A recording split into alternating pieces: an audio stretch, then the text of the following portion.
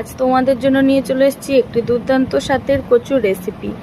আজকে কচুর শাক কীভাবে রান্না করেছি তোমাদের দেখাবো। বাজারে গিয়েছিল ইলিশ মাছ নিয়ে এসেছি, আর বাঙালি মানেই তো ইলিশ মাছ আনলেই কচুর শাক খাওয়ার আবদার, তাই কচুর শাক রান্না করব। পাশেই কচুর শাক হয়েছিল, কচুর শাকগুলো তুলে নিয়ে এসেছি। আর এদিকে পেঁয়াজ লঙ্কা টমেটো কেটে নিয়েছি, কেটে নিয়ে তেল গরম হয়ে গিয়েছে, ফোড়নের মধ্যে দিয়ে দিয়েছি পেঁয়াজ লঙ্কা টমেটো আর রসুন কিছু থেতো করে নিয়েছিলাম, সেই রসুনগুলি দিয়ে এরকম লাল করে ভেজে নিয়েছি। লাল করে ভেজে নিয়ে ওর মধ্যে দিয়ে দিয়েছি যে কচুর শাকগুলো কেটে রেখেছিলাম সেগুলো, আর লবণ হলুদ দিয়ে একটু নেড়ে নেব।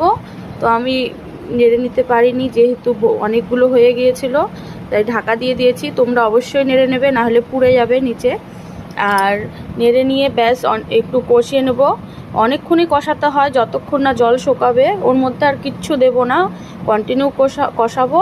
আর ওর মধ্যে মাছগুলো ভেজে নিয়েছিলাম মাথা দুটো, সেই মাথা দুটো দিয়ে দিয়েছি। দিয়ে যখন হালকা শুকিয়ে এসছে তখনই দিয়ে দিয়েছি, দিয়ে ভেঙে দিলাম। ভেঙে দিয়ে এবার আবার অনেকক্ষণ থেকে কষাবো। আর যেগুলো গোটা গোটা কচু আছে সেগুলোকে একটু খুন্তিটা দিয়ে মানে থেতো করে দেবো আর কি, যেন একদম গলে যায়। গলে গেলে তবেই তো স্বাদ করবে, গোটা গোটা করলে সে আর ভালো লাগে না খেতে। তাই একটু ছেন্তি দিয়ে থেতো করে নেব যতক্ষণ না হয়। আর জলটা যতক্ষণ না শুকায় ততক্ষণ নেড়েই যাব। যখন একদম জলটা শুকিয়ে যাবে তখন ওর মধ্যে একদম জলটা টেনে যাবে, একটুও থাকবে না, দেখলেই বোঝা যাবে একদম সব গলে যাবে। তখন ওর মধ্যে ভাজা জিরা দিয়ে দেব। ভাজা জিরা দিয়ে ইলিশ মাছের কিছুটা তেলও ছিল বাটিতে, মাছগুলো তো দিয়ে দিয়েছিলাম, সে তেলটা উপর থেকে ছড়িয়ে দেব।